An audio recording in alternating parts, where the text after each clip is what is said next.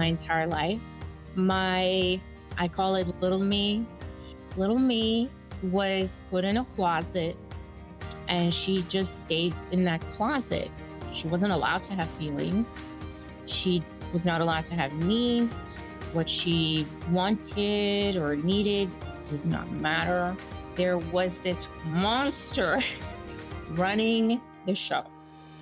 Hello, and welcome to the Big 4-0 podcast. I'm your host, Stephanie McLaughlin.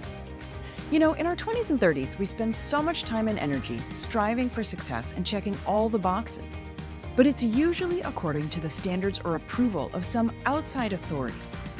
Then, in the years around age 40, many of us start to redefine who we are, what success means, and what we want out of life.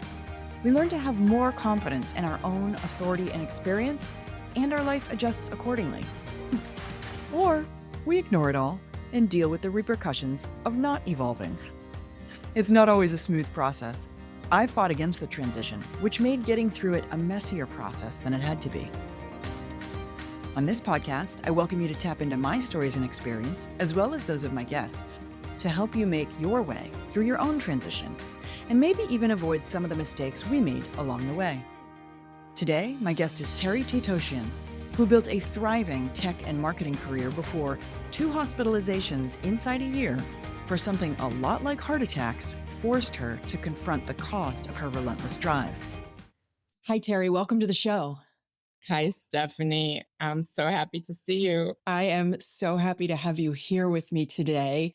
You have such an interesting story, and it starts someplace we don't hear a lot about in these stories. And then we're going to get into menopause and perimenopause, which interestingly, I don't touch on that often in these stories, although I'm starting to see it more. So there's a lot of really good stuff we're going to talk about today. I'm excited. I'm excited too. Good. Then let's jump in. So let's go all the way back to the beginning and tell me a little bit about the forces that shaped you into who you were when our story begins in your mid-30s. How did you become that person? My goodness. So I unconsciously really is the short answer. But I was born in a communist country in Eastern Europe in the 70s. And my ancestors actually escaped a Holocaust that is not talked about often, which is the Armenian Holocaust. So technically, I am Armenian, and I was born in Bulgaria under Soviet rule at that time. And so I grew up not knowing any differently. I had no clue what the economy and the politics were. I just knew how we lived. Right. And it was better than most people. My grandfather was an artisan. He actually created one of the innovative ways of model making in jewelry. And he had a lot of apprentices. He was really well known and respected. And that's how I grew up. That's what I knew. He was a workaholic. And unfortunately, he passed away after his 4th heart attack. Oh. And so by the time I was 11 years old, my mother had decided at the time that she was going to defect communism. And prior to that, my father and her had gotten a divorce. And you were how old at that time? I was 3. And so by 4 years old, I had not seen him. And so between 4 and 11, I hadn't seen him. He disappeared. Yeah. He had an issue with alcohol. It's hereditary. I have the same thing. And so, by 11, we defected Bulgaria. My stepfather drove, I think, about 40 something hours nonstop from the city of Varna, which is right by the Black Sea, all the way to the border of Austria. Wow. And the way that it worked back then, if you were a political refugee, you could only come to the United States, Australia, or Canada if you were a political refugee, meaning that there were political reasons why you could not stay in a communist country. And so we got to the Austrian border, had to come out of the car, hands up, and say, we are defecting, essentially. And then we spent 2 years in Austria in a refugee camp, waiting for our visas to the United States. So I came here at the age of 13. At that time, I spoke almost five languages. I not by choice. Yeah. My first language was Armenian. Then I obviously learned Bulgarian, which is very much like Russian. I had to learn Russian because that was a requirement in school. And then Austrian, which is very similar to German, and English. Wow. And so, yeah, so here I come, New York. I entered the school system and into eighth grade. They actually had me skip a grade because in Soviet countries, the education is actually more advanced, apparently, than it was here at the time. Wow. Let's go back and talk about a couple of things. You said your dad and your mom got divorced and your dad just kind of disappeared from your life. But as a little girl, you didn't understand that, right? Tell me a little bit about your interactions with your mom about that. There weren't any, Yeah. right? The questions really were not voiced. If there ever was a sign that I had questions, I would usually go to my grandmother who Mhm. took over caring for me at that time. But it wasn't a good reaction, right? So I heard a lot about the alcoholism. I heard a lot about, you're going to be just like that. There were a lot of triggers in my childhood and adolescence where, if I was walking around with a glass of anything, water or soda, and it had ice and it, you know, made a sound. It was a trigger while I was growing up that, I would be an alcoholic. I A really trigger for wasn't, your mom, right? yeah, Yeah. yeah, Okay. yes. All right. So that was at a very early age, you really learned not to ask questions and to kind of keep things to yourself, kind of bottled up. Yeah. Yes. I mean, I had to because the reactions were very unpleasant for me as a child. And then it wasn't talked about.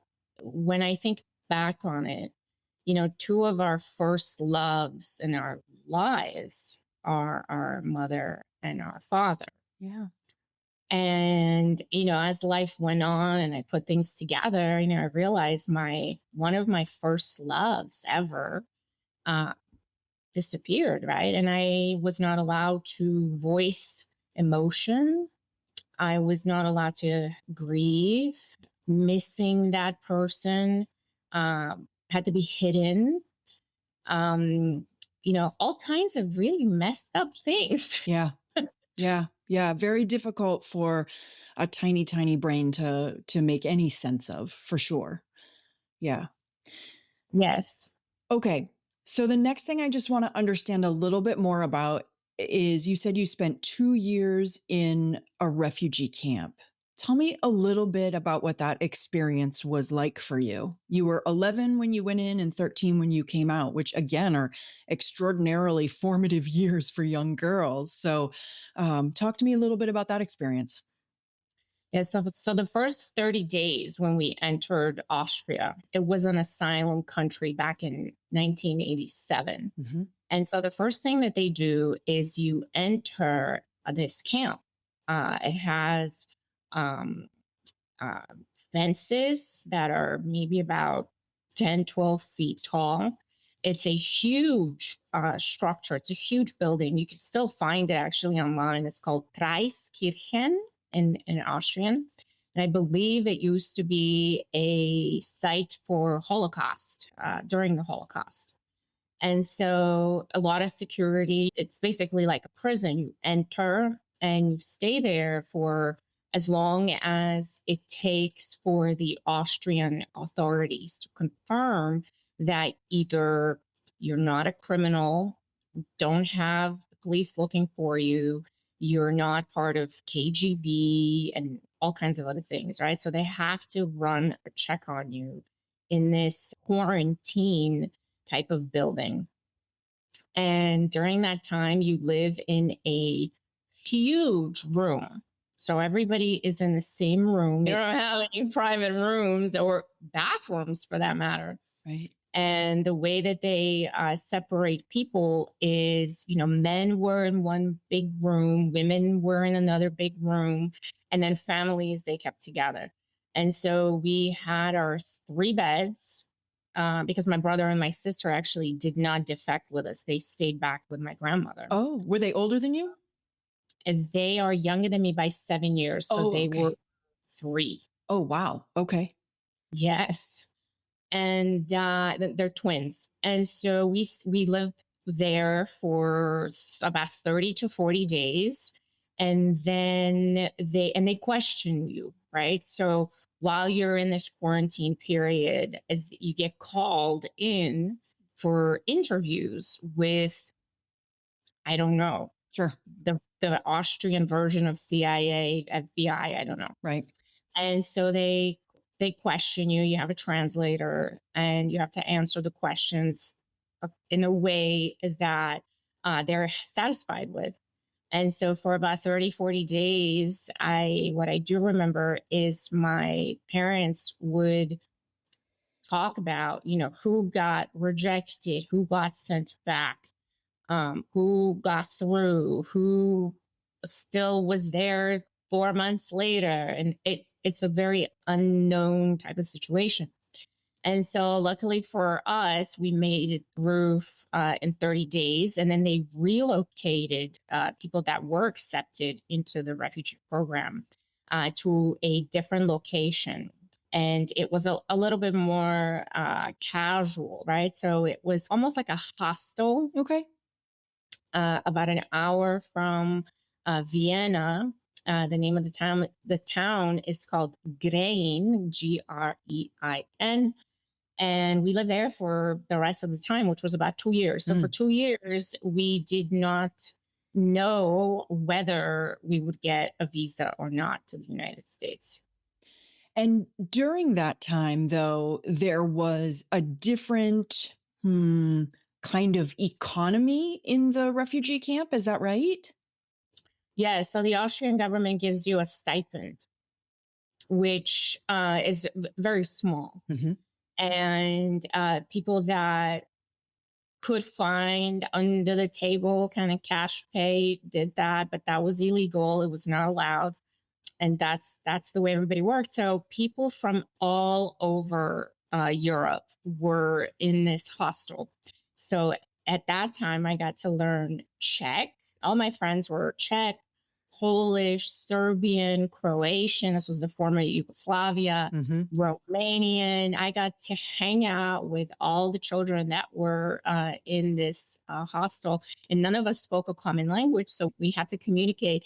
We all learned each other's languages. We all spoke it pretty fluently. We Yeah. went to school together in Austria. So I don't remember it as a difficult time, but obviously that was not the case for my my stepfather and my mother. Yeah.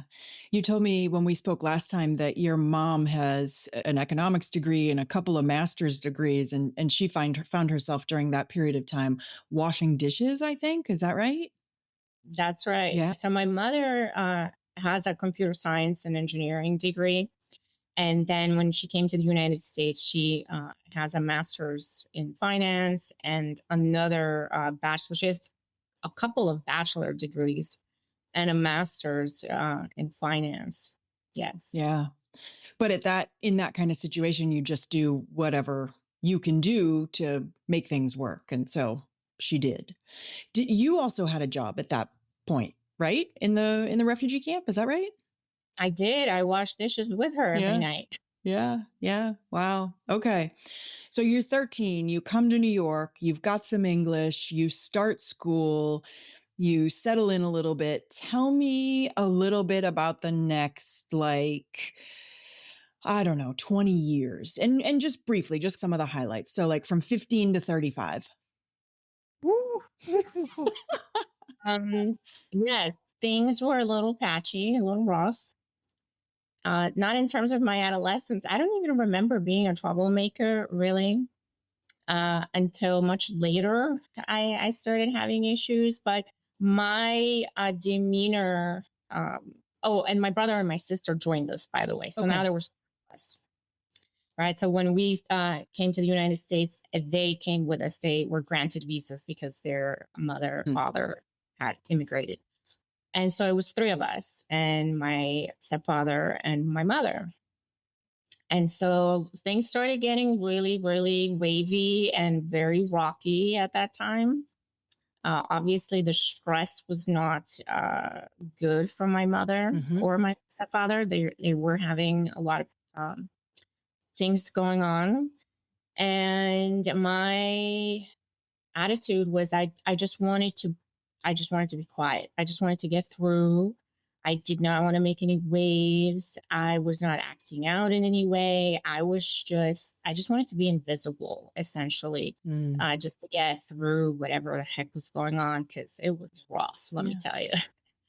And then I got into college in Stony Brook University, which is on Long Island in New York. And I studied political science for 3.5 years because I was convinced that I was going to go to law school. But unfortunately, 3.5 years into college, my stepfather lost his job and he got another job in Florida. So everybody had to move. And I was like, what are you talking about? I'm almost finished. I decided to stay in New York. So I got myself an apartment. I lived in Queens, New York. I think I was 20 years old at the time. I had just gotten to the country 7 years prior. And I decided that I was going to work full time and try and finish my college degree. And I did that for a little while and then completely burned out. I couldn't handle going to work because my job was in New York City. My school was Long Island, Stony Brook, which is 2.5 hours by train. That's a lot of travel. So, yeah, so I structured my classes so that I had them Tuesday, Thursday. I would go to school Tuesday, Thursday, work the rest of the time. I had 3 jobs at one point. So I had my 9 to 5 job Monday, Wednesday, Friday. I had my nighttime job 6 to 9. It was in a clothing store on Madison Avenue called Shanghai Tang, and it was a high-end Chinese style, beautiful clothes, all made out of silk, very expensive. So that was my job 6 to 9, and then I had my third job on the weekends, 9 a.m. to 6 p.m with a catering company, which I was the absolute worst at that. Let me tell you, I was just breaking things, dropping hot soup on people's laps, but I didn't quit. Yeah. I'm shocked they didn't fire me, but so that was my life for quite a while. And then things started heading in a really bad direction at one point. My sister ran away from home from Florida. She came to live with me. So now I had a 15-year-old to take care of. I was 21 at that time. I ended up getting her a job in the local supermarket. And I will never forget that. It paid $4.25 an hour. And she paid our electric bill with that. Yeah. Yeah. That's a lot of responsibility for a couple of young girls. That's a real heavy load to be carrying at that age. Wow. So you make it through your 20s and really with your head down and just kind of like work, work, work. Tell me a little bit about that next phase. Yes. So this is something I probably never talked about. Okay. Back then, I didn't believe in marriage. Mm. So I never even had a dream about getting married because in my mind, I was like, well, what's the point? Yeah. Right. So all of my experiences at that point were marriage was a catastrophic event Yeah. because all it does it ends up in extreme heartbreak, grief, constantly missing somebody for the rest of your life. Yeah. And so I was not interested. Right.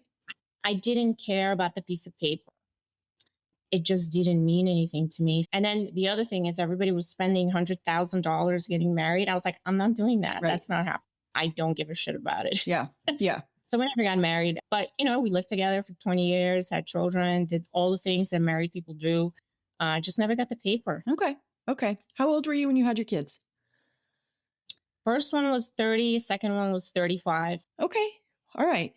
So now that kind of brings us to the beginning of our story, right? So you're 35 and you got a couple of little kids and you're still working really hard. And then I think you turned 37 and that's when you started feeling some anxiety and some medical issues. Is that right? Yeah, so let me go back a little to fill in a little blank. Good. So when I decided that I was not going to go to law school, I was working at a lot of law firms. So in the New York City law firm space is very, for the lack of a better word, incestuous. So if you start working in the law firm field, they start snagging you left and right. So I was moving around from law firm to law firm. I went from basically getting everybody's lunch for $6 a day as an intern. That was my first job. I was an intern in high school to becoming a paralegal. And then I decided, okay, I got to take this to the next step because I got my sister to support now, right? And then at one point, my grandmother left Florida as well. She couldn't handle the stress that was going on with my mother and my stepfather. My brother came to live with me in my one-bedroom Queens, New York apartment. And then eventually my mother also came. So now it's you, your sister, your grandmother, your brother, and now your mom, 5 of you in a one-bedroom apartment in Queens. That's right. And you're just in your mid-20s at this point. That is correct. Oh my goodness, Terry. Yes. I was like, all right, I got to make more money. Yeah, clearly. Right. So the paralegal salary was not doing it for me. I think back then it was maybe $34,000 a year. And then I had my other side jobs all over the place. So I was getting by, but the .com boom had started. And so everybody was looking for engineers. Everybody was looking for people that were good with software, computers, IT, things like that. And I was like, oh, wait a minute, I could go and learn this. So I switched my direction. I said, this law thing is not happening. Let's be smart and get a real skill. And I took a bunch of classes and then I decided I was going to get a bachelor's in computer engineering, computer software. Ironic because that's what my father and my mother both had. Didn't dawn on me apparently. And so I went back to school. So now I was working on Wall Street full time. And then I was going to school for a computer engineering degree, 6 to 9. Right. Yeah. And so eventually I moved into a software engineer's position at work. I got a different job. I stayed there for about 7 years. It was one of the best companies. Loved that law firm. I was one out of 2 women in a 300-person IT department at that time. And yeah, I loved it. I got raises all the time. By the time I was 24, I was probably making 6 figures, but I was spending it all. I didn't get to keep any of it. Right. You've got a family of 5 living with you. Right. And so because I changed directions and I went into engineering, computer science, and software development, things like that, and I was a workaholic, I couldn't stop, right? So I was coming up with all these things, all these projects I could start. And at that time, search engine optimization was a really new and interesting thing. Mm-hmm. And niche e-commerce had just begun. So the thing I came up with is, well, what if I create an e-commerce store that only sold this one type of product? Meaning when you type it into Google, it's going to pop up number 1. And I had 7 of those. Over time, I built out 7 stores that were selling one niche product. And I also had my job on top of that. So that's what I was doing at 25 when I met my children's dad. Mm-hmm. Okay. And so now when you're 35 and you've had your second child, do you still have the full-time job and the e-commerce businesses? No, I quit my job at 30 Okay. and I had built out all of the stores. They were doing really well. And I kept building more and more and more different stores. So by the time I had my daughter, I went out on maternity leave. And in my mind, because, I'm a little slow, okay? I'm a little delusional. And I have these ideas of what the heck is going on inside of me. And my whole attitude up to that point was I'm an independent woman, Mhm. okay? I cannot stop working. Right? I don't want to get married. I'm not into this mushy, mushy love stuff, whatever. So I'm not quitting my job. Okay. Like I'm going to have that baby. I'm going to pop that baby out. I don't know what the heck I'm going to do with it when I go back to work. It'll figure itself out. Right. Right. And I'm going back to work. And so I did. Mm. I went back to work. I think it took about a week and I was like, I'm done. I quit. I'm staying home with my baby. Oh, wow. Okay.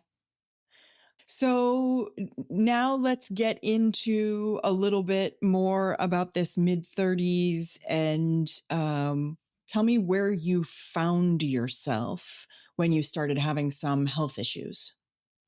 So I had a baby. I had multiple e-com stores. They were doing well, but I was working pretty much 20 hours a day between the baby, the business. I had hired my first employee, and I will never forget Valencia. And she would come to my apartment at that time in New Jersey, and she would answer the phones for all the e-commerce calls that were coming in. And I'll never forget how funny that was because people would call and they would say, do you guys have a location where we can come pick up our products? And I was like, location? I'm working out of my apartment. Right. What are you talking about? But they were that good. The stores were done in a really professional way. And so people thought we were way bigger than what we Right. were at the time. And so she would answer the phone, she would take the order, she would do all these things. They were all mostly personalized items that you couldn't get at Walmart or the gas station or wherever. So you would go online to order those things like personalized wedding favors and things like that. She worked for me for almost 3 years and was an absolute wizard with everything she was doing. I mean, she was a savior for me because I still had a baby at that time. Yeah. Yeah. Yeah. So tell me about the heart attacks. Yes. So at some point, I transitioned into an agency. Now, mind you, I'm working 20 hours, 18 hours, nonstop. Everything is about work. I transitioned into A marketing somebody told agency. me because people couldn't understand what was I doing that was making this work. And so I would sit there and I would explain, oh, you got to do this, this, this, this. And the people will just look at me like, are you crazy? Mm. Like, you're doing all this? I'm like, yeah. And then somebody said, well, can I hire you to do it for me? And, stupid me, I was like, oh, well, you can't afford that. It's so they're so time consuming. Nobody's ever going to pay me to do this Right. for them. Well, lo and behold, they do. Right. They sure do. They do. And so ended up working with Fortune 100 companies, actually, maybe even Fortune 5 Wow. uh, over the years doing this kind of stuff. So I was now growing a marketing agency to about 40 employees, probably about 40 consultants, 40 1099s. I had a 5,000 square foot office in New Jersey. I had another satellite office in New York. Then I started opening up offices in San Francisco, LA, Miami, Chicago, all over the place, right? Still have the kids, Right. Right. right? And so that's what was going on when the hospitalizations started happening. Yeah. This sounds like a pretty dramatic workaholism. How did you find time to be a mom during that? Or where did you find time to be a mom during that? Or did you find time to be a mom during that? So this is what I did. They went with me everywhere. They came to client meetings. They were in my office constantly. I would take them to the office. If I traveled, they were in a backpack. I have pictures and videos of this backpack that I would stick them in, and I would go to conferences and just take them with me. Wow. Hmm. Wow. Okay. So tell me about being hospitalized.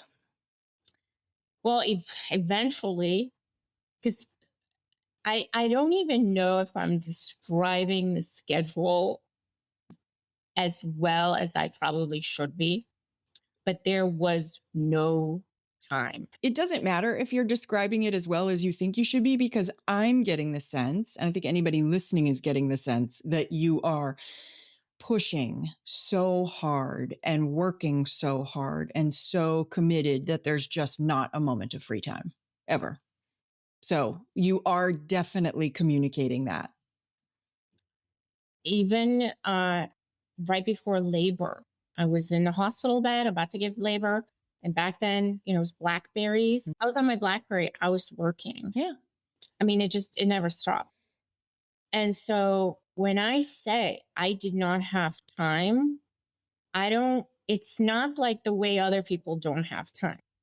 It's not because I was watching Netflix or going on vacation or putzing around my house. I was working. There was no doubt if I had the time, I had the motivation to do whatever I had to do. Yeah. But I could care less about what was happening to me health wise, because I would look at myself, and I had some kind of a dysmorphia back then, I think, because I would look at myself and I'd be like, oh, you gained another 10 pounds. Oh, whatever. Nobody cares. You are a business person. Mm-hmm. Nobody cares what you look like. Okay. As long as you can deliver the results that you are promising, right? Whatever the contract says, you better deliver that. Because if you're going to spend an hour in the gym, that's a waste of time. Yeah, it's not billable. Right. Mm-hmm. So that's where I was at. Yeah.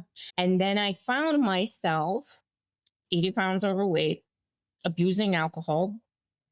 I had severe alcoholism, workaholism, any kind of ism you can think of. I had it.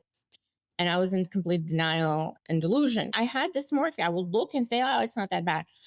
It's fine. It's fine. Everything's fine. Just get elastic pants that, are going to fit you in 2 weeks when you gain another 5 pounds. It doesn't matter. Nobody's looking at you. Nobody cares what you look like. That was the narrative in my mind. And so it never took priority for me. And so one night I must have probably been on my second Grey Goose with my lime and a twist and on the rocks.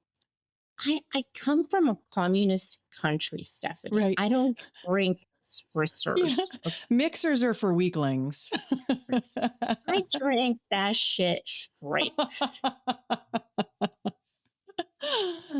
Okay. All right. And so, so I must have been maybe on my, who knows how many, opening up the freezer, trying to select my flavor of ice cream for the night. Who knows? Right. But I do remember I was in front of the fridge and I was contemplating Rocky Road or cherry vanilla or something like that. And I started having chest pains and I was like, what the heck is that? Right. Right. Completely disconnected from my body. I'm surprised I didn't ignore it. Imagine how bad it was that I did not dismiss it, ignore it, right, or be in denial. Yeah. I actually went to ER. Yeah. I got scared. Yeah. And so, so they said they ran all the tests. They had no idea what that was. There was no No stroke, no heart attack, no idea. Yep. Gave me a Xanax, go home.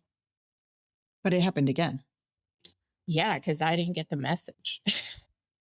Okay. Okay. Yeah, it takes a couple of times. Yeah. When you're in this state Yeah. of whatever the heck you want to call whatever state I was in, Yeah. that was, it was an interesting mental state. It takes more than a few knockouts Yeah. to wake you up. Well, without going into what your mental state might have been, I think one of the things we can very safely say is that you were in a state of complete and total disconnection from yourself, meaning that feedback that your body was giving you, you weren't even paying attention to it as communication. You were probably seeing it more as annoyance or something that was taking you away from the things that you quote unquote should be doing, right? Exactly. Yeah. Yeah. The motherboard switch in my brain was off. Yep. Yep. I was on autopilot. Yeah. And any kind of interference was immediately firewalled. Like, I don't have time for this. Right. Yeah. Yeah. I did a lot of that in my 30s as well. I remember, I've talked about this before, but I remember there was a period in time where I was in a bad relationship and in a bad work environment and all kinds of things just not going quite right, and me not paying attention to any of it. And for a bunch of months, I had gone to bed, and every night I would feel like I would have like creepy crawlies running up and down my legs, and I just kind of want to thrash, and like my heart was pounding. And I finally mentioned something to my chiropractor, and she just looked at me like, I don't even know like what, but she was like, Stephanie, those are panic attacks. You're having them every night?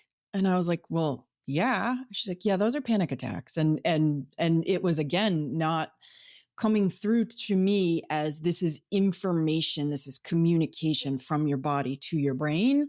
It was just coming across as, something I had to, I don't know, get through before I could go to sleep, or something that, happened before I went to sleep. So yeah, I can relate to that kind of disconnection. I hadn't pushed myself quite as far as you had. Yeah. So what finally got your attention? Well, you just taught me something. I had no idea, because I had those too, but I had no clue what they were.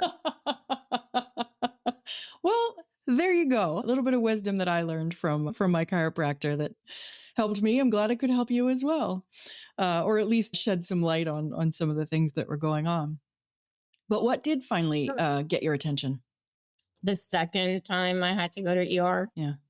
And I was convinced that this can't possibly be nothing. Like, I walked in and I was like, it was packed. ER was packed.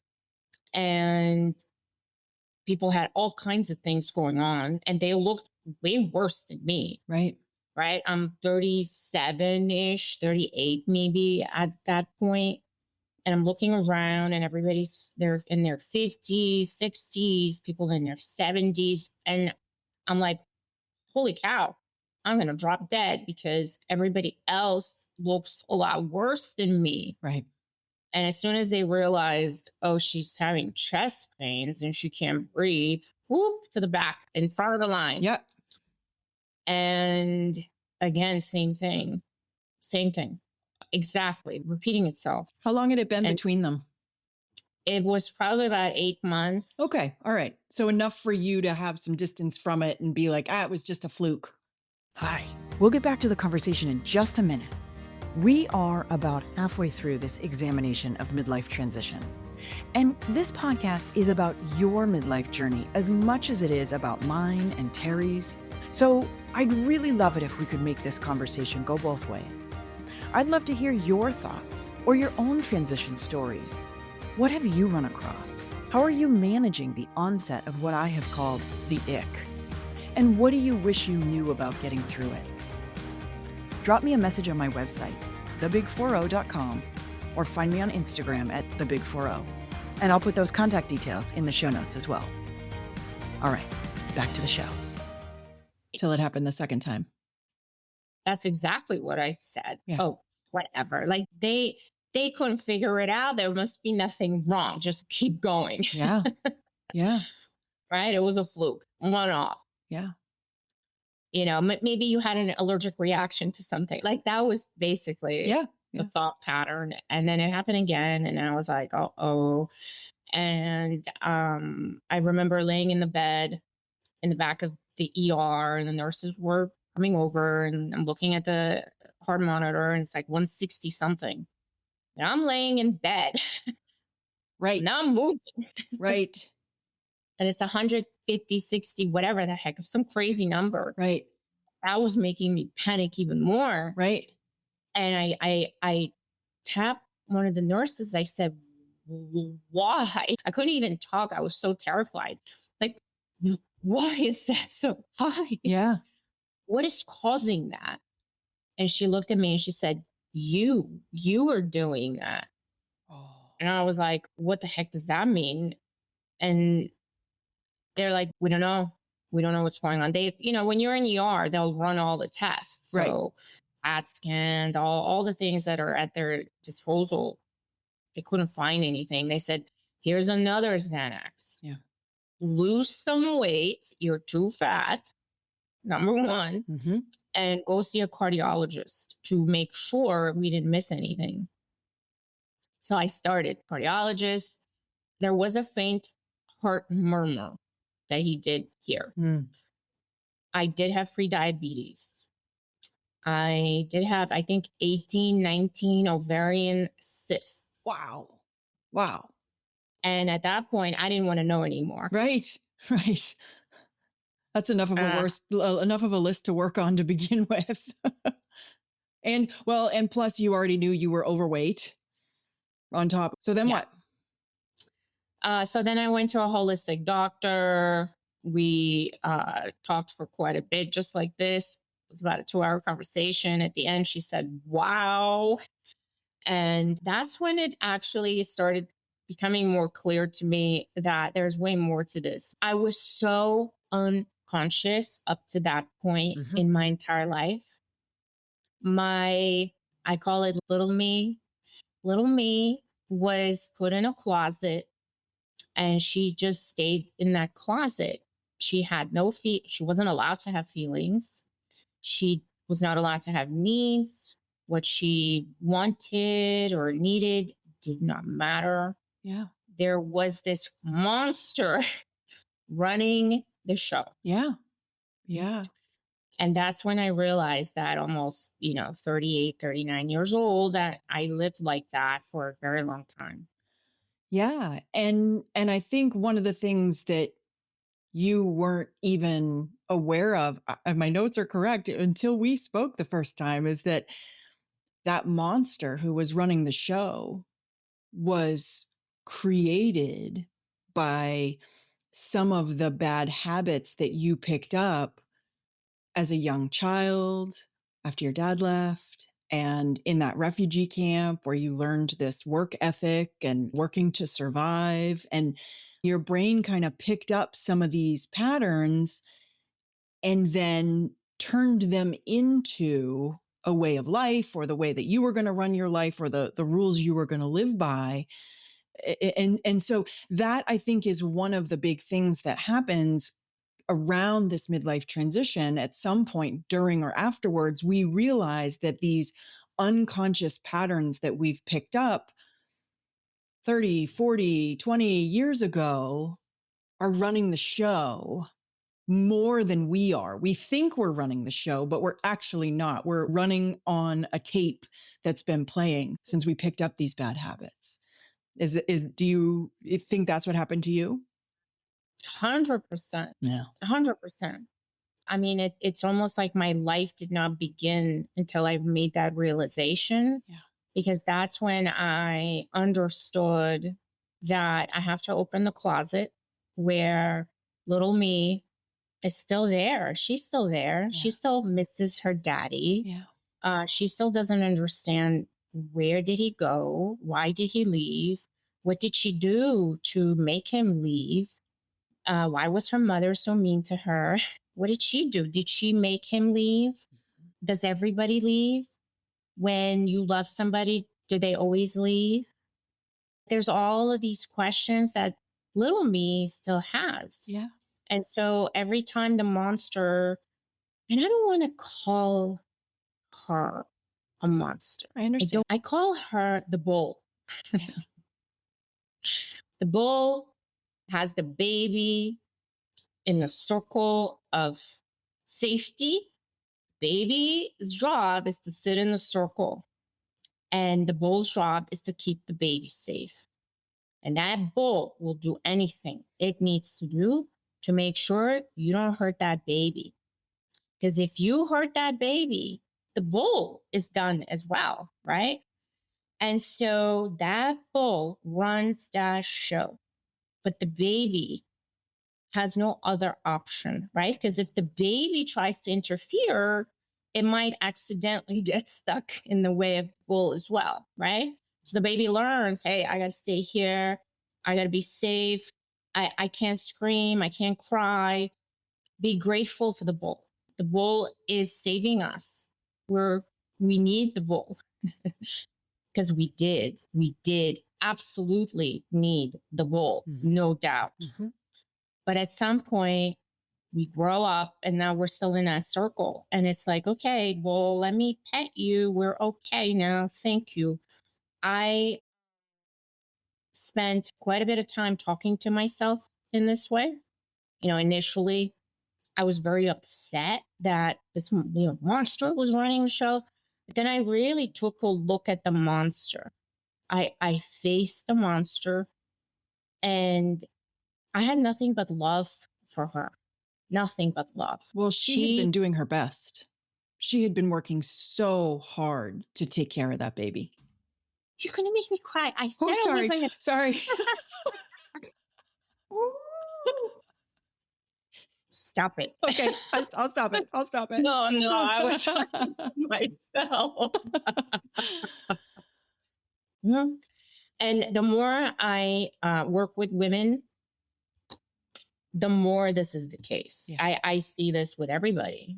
Yeah. I don't want to classify trauma because there are much more traumatic things besides or compared to what I just talked about. Sure. That's just my experience, right? So there's people that have gone through way more than me, way worse things, way more difficult things. And people that have gone through maybe comparatively not as challenging things, but there's still a part of them that's sitting in that circle. Yeah. And that's the real trauma. It's not the thing that got you into the circle. It's the fact that you're still there. Because one, you're afraid to look at the bull because it is a scary, scary thing. You're afraid to love the bull. And when you talk like shit to the bull, you get a lot of conflict internally because the bull feels hurt. The bull feels, how dare you? They get resentful. And now you're continuing to live your life in this cycle of constant conflict, internal negative dialogue. You don't really have compassion for the bull because they gave up their life to save yours, technically, right? Yeah. And so now it's your job to save the bull. Yeah. Yeah, it's interesting. I've through these conversations and through things that I've read and just material that I've come across, having been involved in this podcast for a number of years now and this topic area, there are things that I've picked up along the way and learned. And you talked a little bit about trauma and people having gone through much worse trauma than you. And I think lots of us can say that, right? Somebody had it much worse than me. And we can also say some people had it much easier than me. But the thing that leaves marks is they're called environmental failures or environmental ruptures, where as a small human without a fully formed brain or much in the way of higher reasoning, something happened in our environment where our needs weren't met face to face. Our needs weren't met in the way that we needed them to be. And that causes something to hiccup inside of us. It causes us to try to make sense of that environmental disruption or that environmental failure. And our little brains make sense of them in really kind of twisted ways, as you were just talking about with the baby and it being all her fault. And do people leave? And love must be useless because it always fails. These are the connections that our little baby brains make. And they become, you're a software engineer, they become our operating system. And we don't even know. I mean, most of us, you certainly know the details, but like most of us turn on our computer and we don't really know what happens inside the CPU or the phone or the whatever, right? We just know that it works. And so a lot of those patterns that we pick up with these environmental failures become the operating system that we run on and that we can't see. And so many people that I've talked to have found themselves in their mid 30s and their early 40s saying things like, this isn't what I wanted, or I can't seem to get this right. I can never seem to get a relationship right, or I can never seem to get a career right, or I can never seem to get whatever it is right. And they don't understand why, because they have the best of intentions and they have good hearts and they want good things. But it's that operating system, it's that underlying programming that until we can zoom out and kind of see where that came from, you don't even know that there are two versions of you inside, the way you are so eloquently talking about the bull and the baby. For me, I always said it was the mean girl and the nice girl. And for much of my life, my teens and 20s and into my 30s, the mean girl was so loud that you could barely hear the nice girl. And then a friend and mentor gave me an exercise that helped me rebalance and sort of quiet the mean girl and make room for the nice girl. And that kind of changed my life.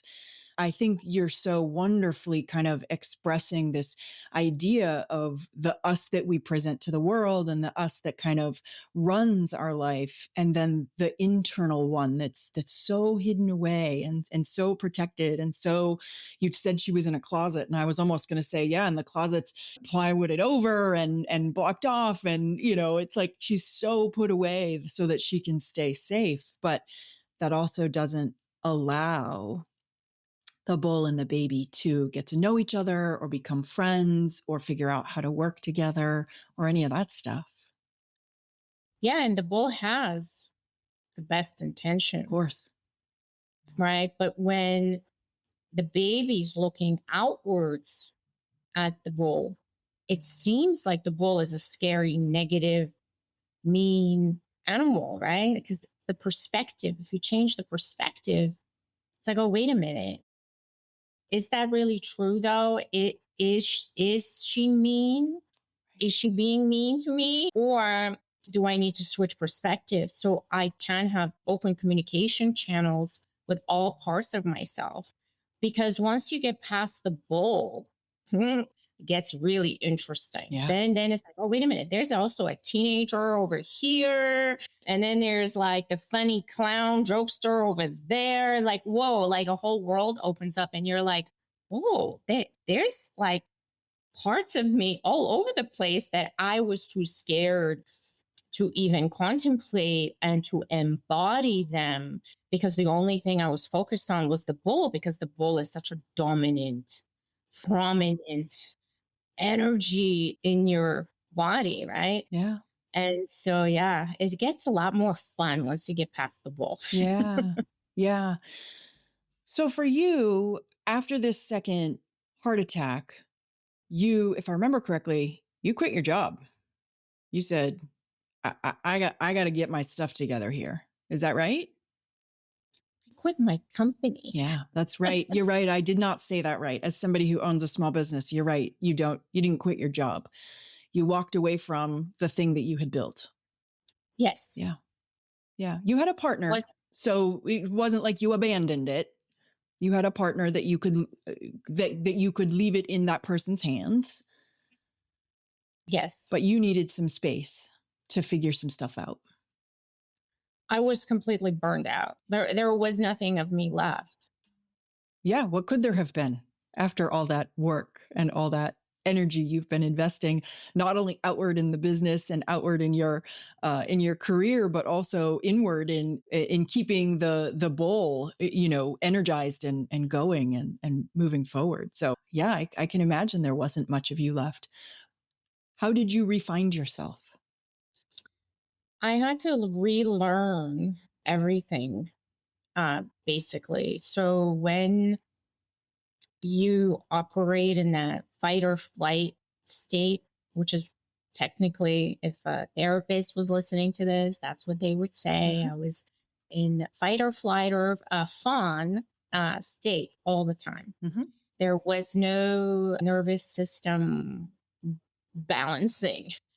I had to relearn how not to react to anything, how not to jump into action right away, how not to solve the problems, how to be still, how to just sit there and let everybody else do whatever they're going to do and not try to control everything, right? Yeah. And just focus on myself. I had to learn how to sit in my own bullshit, basically. Yeah. In your own company. Right. Not use other people and situations and events as distractions, right? Because that's ultimately what they ended up being. I was addicted to having no boundaries and then blaming everybody else. Oh, well, I can't do all these things because everybody needs me. Okay. No, they don't. They don't need you. They're very much capable of figuring out things on their own, unless you have an infant or a small child. I'm not talking about that. Right. Or a very aging parent. That's completely different conversation. But everybody else who's an adult and they can take care of themselves, they don't need you. Okay. That's just a mind game that you're playing with yourself. You don't have to solve every problem. Nothing catastrophic is going to happen if you don't solve every problem, or you don't say yes to every invitation, or you don't pick up the phone every time somebody calls you. Nothing catastrophic is going to happen. You're just using these things as distractions for dealing with your own shit. And so that's what I had to learn how to do. And then I started noticing, like, oh, wow, interesting. So if I don't do this, everything's fine. Everything is still fine. I'm not that important. And so I love that. I love that discovery that I'm not that important. Right. Right. That's some serious perspective from being the most important all the time, everywhere, in every situation to shit can go on without me. And pretty It's well. so freeing. Yeah. Yeah. Maybe not exactly 100% the way that I would do it, but it's still done and done well and successful, or right, whatever. It's not wrong. It's just not mine. Right. Yeah. Yeah. And so when you become less important to the distractions, you start finding yourself. And you're like, oh, what I used to like this thing over here, but I totally forgot about that. And then piece by piece by piece, because if we go back to the analogy of that baby being completely enclosed in a cage or closet, wherever you want to put the baby, bubble wrap, board it up, whatever, it takes time to pull the pieces apart, right? Yeah. And you have to be gentle and you have to be consistent and you have to show up, because that baby might be scared of you. Right. Right. And you have to show up on a daily basis and you have to have conversations and get to know that child, baby, teenager, young adult, whoever is in there, and to reshape your relationship. And it's not going to happen if you run off one day and come back the next day. You try to violently break into the closet. It's a slow process.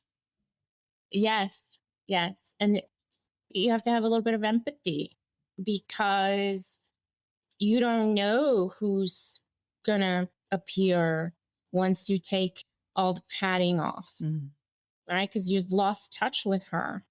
right. You have to kind of sit with her a little bit and get to know her again, hold her hand, hear what she has to say.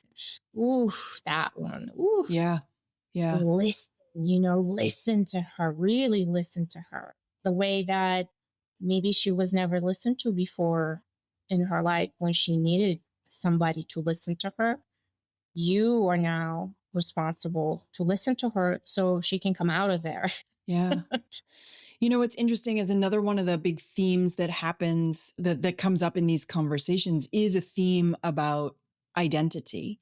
And for a lot of people, they find that in their 20s and 30s, their identity has been wrapped up in all the things that are external to them, whether it's their job or their role in a family or even pleasing other people and achieving a life that looks like it's should be the right life, right? So we build 10 or 15 years or 20 years of our lives on this identity that's held outside of us. And then there's this big shift towards who am I really?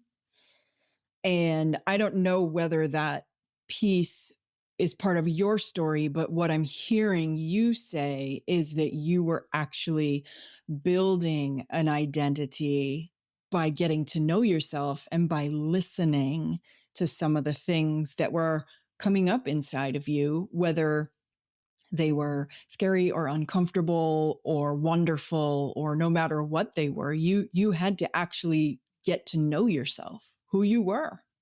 Yeah, it's very interesting because my experience is maybe a little different from other people. Oh, for sure. Based on where you were born and your tween years, your experience is so different from most of the people I talk to. Absolutely.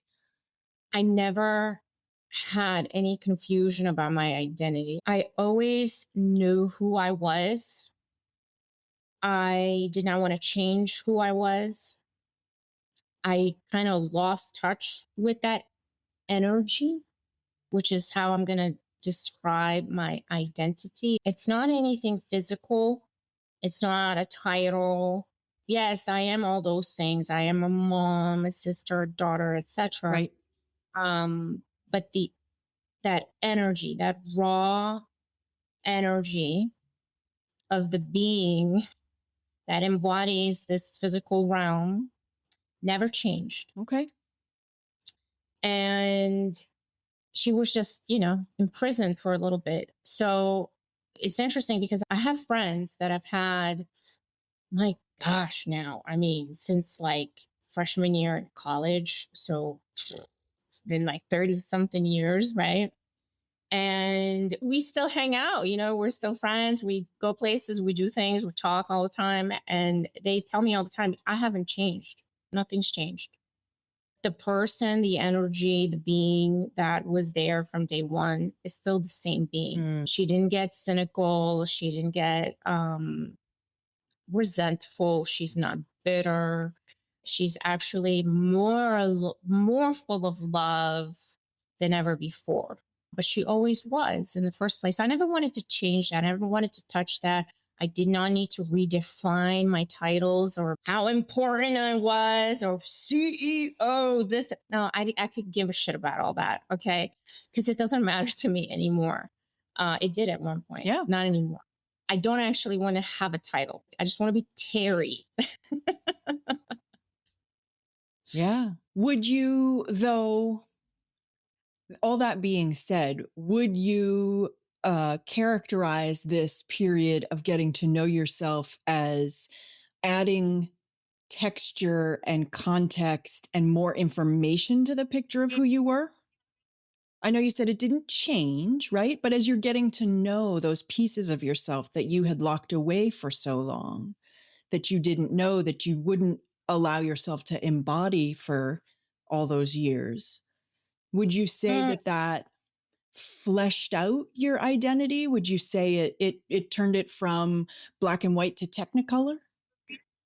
Stephanie, you're digging in there really deep. You know, I mean, on the surface, my initial reaction is no, no, no. That, right? Like that's what's coming out. But now when I think about it again, I mean, I'm sure there's more to go because I mean, I have a father and a mother wound. And there is a lot of stuff I did not talk about because I don't need to make them public. Of course. Um, but yeah, like there is a part of me that very much needed to forgive my parents, Mm-hmm. my biological parents. And I have done quite a bit of that. But I'll tell you an interesting story. So when COVID happened in 2020, and this is like a soap opera, 10 years prior to COVID or something like that. I'm not good with time, but it's something like 12, 10 years, something like that. Somebody told me that my biological father had died. And I had no reaction. That was it. Right. Why would you? You didn't know him. Yeah, I understand. was like, oh, Yeah. no, I mean, I wasn't happy. I wasn't sad. Right. I wasn't thankful. There was nothing. Right. And then 10 years later, COVID happened. And I get this, and I'm sure he's my brother. He's my half brother. If you are listening to this, Stefan, I'm talking about you. I get this message on LinkedIn. I am your stepbrother, your dad, our father just died, or like a month ago. And I'm like, this is fake. This is spam. Somebody's phishing me. This can't be. He died 10 years ago. So I start having this conversation with him. And it ends up, it is true. He sent me pictures of myself as a baby. And so it was real. So he had just died. And I didn't even know he was alive for the last 10 years.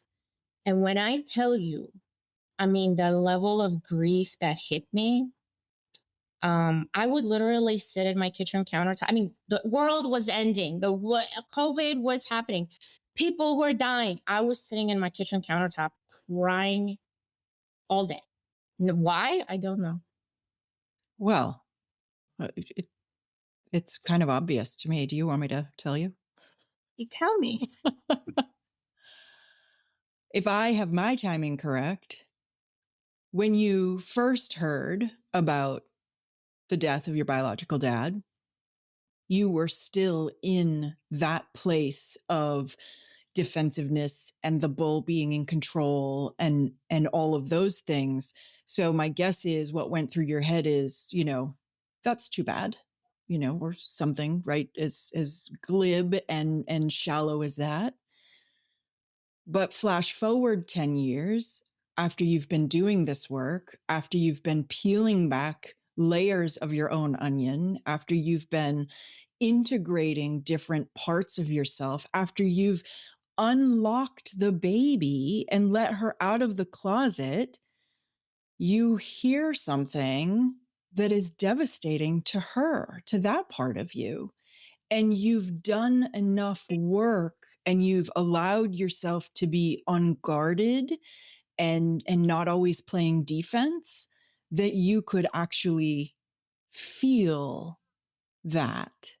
Even though you hadn't known him for all of those years, you still had that connection from those first 3 years that were obviously very, very strong. Otherwise, you wouldn't have been missing him all those years. To me, that's just such a wonderful illustration of the beauty of this work, that you were able to actually take that information in and feel it, which you weren't able to do the first time. That's how I knew I was healing. Yeah. That's how I knew I was moving in the right direction.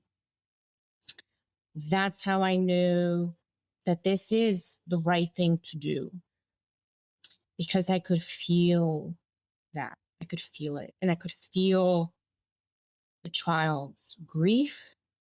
It was tremendous. It was intense. It was very deep. And that's how I knew that if I continue to do what I'm doing, that's not a life. That's not how I want to live. I don't want to sleep through my entire life not being there. And so, yeah, that's how I knew that these really big emotions is how we heal ourselves ultimately, right? So people always say, oh, don't cry or don't be sad or whatever. I never tell my children not to cry. Good. I never tell them don't be sad. I never say, oh, that's ridiculous. I mean, yeah, okay, sometimes there's some things That are really ridiculous. ridiculous. Yes.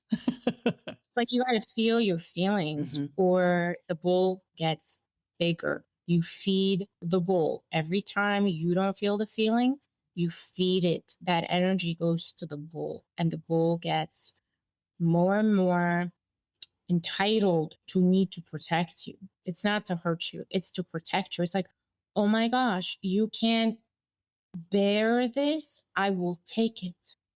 And the more you do that, the bigger and stronger it's getting. It's feeding off of those things that you're not processing. Yeah. And unknowingly, you're creating a universe in which you're not running your life. Right. Right. Tell me, Terry, how many years into this work are you now? You said this started about 37 or 38. How long have you been working through this now? Well, quote unquote, first heart attack is when I first got the ding on the door. Yep. When the doorbell first rang. It rang. I didn't know exactly what was happening, but it was really a blessing. So I am going to be 49. I would say about 12 years now. Okay. About 12 years. And it is an ongoing process. Once you open the door to some of this stuff, I've found that for me, it goes in cycles. Like I'll have something I want to work on and I'll work my way through it. And maybe that'll take a year or 2 years. And then I'll kind of coast and things will be good. And then I'll sort of bump into something else that I'll say, oh, now I think that's getting in my way or that's holding me back or that doesn't feel good. And I'll work on that. So it's interesting. I know for me personally, I was not interested in or open to personal growth, personal development, looking inward, listening to myself, any of that stuff until I was in my mid to late 30s. And then it's been a continual process ever since, although not always an active process, but it's the kind of thing that I know that if something in my life gets crunchy or hard or things start not being as fluid and effortless as they normally are, then there's something I probably have to go dig in and look at for sure. Yeah. Yeah. But the other thing I think for you, and I just want to sort of bring our story to a close here, is that you took, I think it was about a year off of work and got yourself back on your feet. You opened the door to this. You really started the process. But the life that you rebuilt after that was a much different look, feel, flavor. The way I would like to describe it is it's much softer. Tell me a little bit about the world you built yourself after. Yes. So once a workaholic, always a workaholic, right? Once you're type A, you're just going to be like that. You just have to manage it. But it was so life changing for me to understand these concepts, to understand somatic movement, strength training, how to eat properly so that I never find myself in that situation. So I can go do the things that I want to do. All of the mind work, the growth mindset, all of the processing of past traumas, emotions, and things, awareness. Oh my gosh, that one blew my mind. Just how unaware I was. And then once you turn the lights on, you realize there's a whole lot of other people sitting around with the lights off. And then you're like, well, don't you want to turn the lights on? Right. Not always. Right. Not always. So I became so interested in all of that. I started getting certified as a trainer, nutritionist, emotional eating coach. I just finished actually a lifestyle medicine coach from Harvard Medical School. And I started coaching women because people started seeing that were in my environment, in my vicinity, started seeing the changes. And they're like, whoa, like I wasn't being recognized sometimes. Like I would walk into a family function and they just didn't know, like, who's Right. that? Was so people just naturally and organically started asking me. And then I did a retreat in Tennessee 3 years ago. And I loved it so much. It started becoming a regular thing. So now that's all I do. I do retreats, wellness retreats that include fitness, strength training, yoga, Pilates, nutrition, walking in nature, spa treatments, sleeping, all those kinds of Yeah. things that we take for granted. And then I coach other women to start the process. And the process is not always easy to start because the abstract emotional stuff is not that easily accessible. It's very much buried in your subconscious mind. And you're not going to get there in a flick of a light switch. Oh, I'm going to go do mindset work. No, it didn't work like that for me. Okay. Right. I had to start with, well, can I not drink for a day? Mm-hmm. Can I do that? Right. Right? Can I not drink for 2 days and then maybe a week? And then once I kind of got a hold of that, well, can I go to the gym for a day? Can Yeah. I do that? Right? Can I eat my meals without gorging and wolfing down jars and jars of Nutella at the end of the night? Can I do that for one meal? Mhm.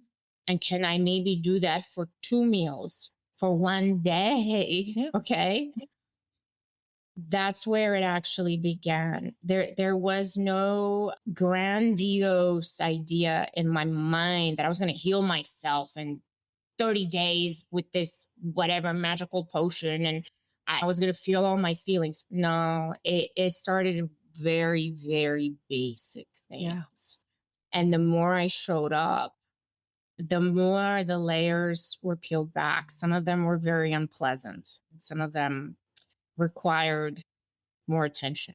And eventually, little by little, over a long period of time, I got to see where I was at. Yeah. One last question for you today.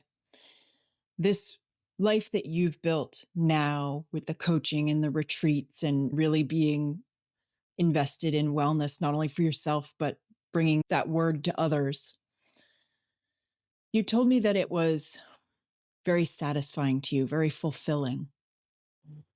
And the work that you had been doing earlier in your career when you were working so hard and building these websites and then this marketing agency and working for Fortune X companies wasn't quite as fulfilling. Is that right?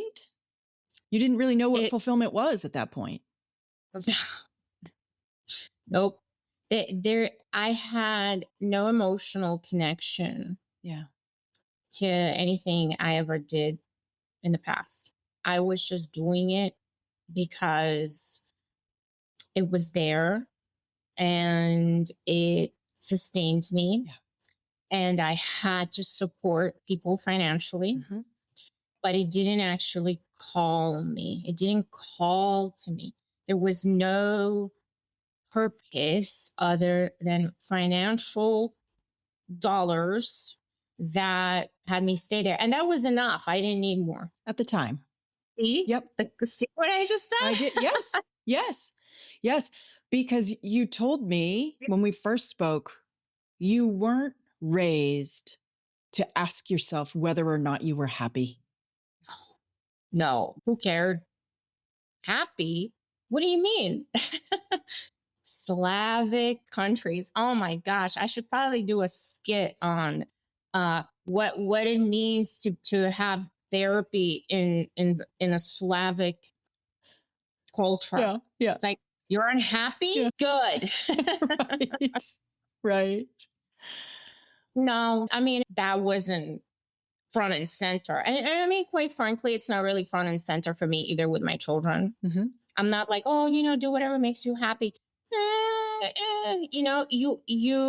You should pay attention to that, in my opinion, but you should also be practical and realistic and be able to withstand the hits that this world is going to throw at you. Because if you break down and you collapse and you melt away when the shit hits the fan, then what good is that? Well, we're in the same boat as I was on the other extreme of it, right? So both extremes, I think, are detrimental. The trick is finding the balance where you understand that you have fulfillment and purpose in something, but you can withstand all the shit that's about to come at you, because it will eventually. It always does. We always get it, right? So it's like tough and soft at the same time. What a wonderful, wonderful place to stop. Terry, thank you so much. You have been so generous with your story and you have shared so much. And I want to thank you for coming to be with me today. It's meant a lot to me. Stephanie, you made me cry, and this is literally the best conversation I've had in a long time. I think you're an absolutely fabulous host, human being, woman, and you're doing really, really fantastic work. Thank you. Thank you. Thanks so much for listening today. Terry learned early that survival depended on keeping quiet and working hard. And I don't know that that's all that uncommon of a message. But where she picked it up was a little bit less common than I think what we're used to hearing. In that refugee camp, and long before that, when her questions about her missing father were met with silence, she absorbed the message that safety came from staying busy and not needing anything. And that survival skill became the foundation of her workaholism until her body finally demanded that she listen to the questions that she'd buried decades earlier. So let's spend a moment just thinking about the disconnection between success and self, because it's not just Terry who faced it. This is really a common theme that appears in these conversations. Terry's story illustrates how easily ambition and survival instincts can become armor, especially for people who've faced instability or trauma early in life. And let me pause to clarify that trauma comes in all shapes and sizes.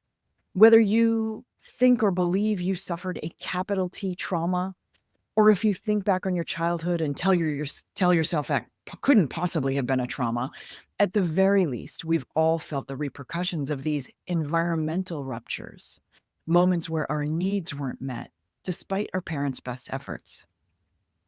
These moments can leave marks that cause our itty-bitty baby developing brains to make connections that a fully formed higher reasoning brain wouldn't have made. So Terry built everything in her life on grit and independence, but it left her totally disconnected from her body, her emotions, and her needs. And this is a perfect example of how the habits that once kept us safe or made us successful can later become the very things that hurt us. And here are maybe a couple of examples of how to recognize when drive, which we so often think of as a positive trait, has turned into disconnection, the way it did for Terry. Your body is exhausted, but your mind won't stop. Maybe you tell yourself you're busy, aren't we all? But you haven't felt rested or present in months. Maybe your success feels hollow, and while you keep achieving goals, you don't feel any of the satisfaction that you anticipated, so you just immediately set new ones and keep going. You've stopped checking in with yourself. Maybe you know what your team, your family, your clients need, but do you really know what you need? Maybe you're confusing productivity with worth.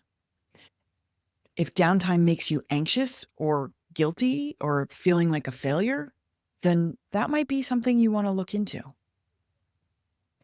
And maybe your body starts sending signals like mine did and Terry's did of anxiety or insomnia, chest tightness, panic attacks, and you just dismiss them as stress. So if this sounds all too familiar, here are just a couple of small ways, 3 small ways you can reestablish that connection with your own body. Number 1, pause for one real breath. Let's do it together.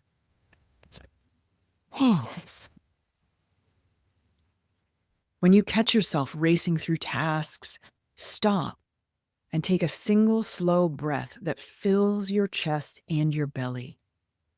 And it's just a really small way to let your body know that you're listening. Maybe you check in with your body once a day. Ask it, what do I feel right now and where do I feel it? This isn't an exercise about fixing anything, just noticing, because awareness alone can be grounding and calming. And then maybe you try to do just one thing in your day slower. Whether it's drinking your coffee in the morning or walking to the car or brushing your teeth, do it at half speed. Because slowing your movements helps to signal safety to your nervous system and it reconnects you to that present moment. There's one other thing I want to point out that I thought Terry did such a wonderful job of illustrating, and it's what she called the bull and the baby. Terry's metaphor of the bull protecting the baby is probably one of the most colorful and evocative illustrations of internal healing that I think we've had on the show yet. But it's such a wonderful way to wrap your head around something that a lot of us feel, but can't quite name. That part of us that's fierce and defensive, and the other part of us that's tender and still needs to be taken care of. So now that you have that language, you can start to consider where the bull may be running your life. It might look like reacting instead of responding. If someone criticizes you or things go wrong, and before you even think you're in fix it or defend it mode, that's the bull charging to protect you from what it perceives as danger. Or maybe you can't tolerate slowing down. The moment you stop moving or working or doing something, anxiety creeps in. Because the bull equates rest with risk and believes that constant motion is the only way to stay safe. So if these sound familiar to you, or if you're experiencing something similar in your life, in your world, maybe it's time to start creating just a little bit of safety so that that baby inside of you can be heard. And this might look like speaking really gently to yourself, really kindly. If you ever catch your inner critic shouting or berating you, lower that tone of voice, literally and emotionally. Say something kind or reassuring in your own brain, the way you might to a scared little kid. Maybe creating small moments of calm would help. Light a candle, take a walk, sit quietly for 5 measly minutes without your phone in your hand. Because these low stimulation moments can start to teach your nervous system that quiet is safe versus productivity. And maybe naming what you feel without judgment. I think I said that a minute ago. When these emotions bubble up, we can either say them out loud or write them on a piece of paper. I feel lonely. I feel scared. I feel tired. Because naming these emotions and these feelings helps the baby to understand that it's safe to have feelings at all. Ooh, that one hits kind of close to home for me. Because there is a difference between a strength that protects us and a strength that heals us. The kind that protects us is what gets us through hard times. It's the armor that we that we either build or don to survive chaos or loss or uncertainty. And Terry's story shows how powerful that armor can be, but it also illustrates how heavy it becomes when life no longer requires that level of protection. Because healing strength is much softer. Healing strength is the courage to take that armor off and to listen to what your body and heart have been trying to say, and to trust that you'll be safe even without all of those defenses. And I think that's one of the invitations that we get during this transitional period, the invitation to trade the strength that guards you for the kind of strength that restores you. All right. Would you believe that we have come to the end of season 7 of the Big 4-0 podcast? I'm going to take just a couple of weeks off to rest and recharge and keep working behind the scenes to make the show even better for you. And my goal is to come back refreshed and hopefully a little bit more consistent with publishing new episodes, new stories, some deeper reflections, and more conversations that help all of us navigate this wild and wonderful midlife transition together. So thanks so much for listening and sharing and being a part of this community. I will be back on Wednesday, November 4th to kick off season 8. The Big 4-0 podcast is produced and presented by Savoir Faire Marketing Communications.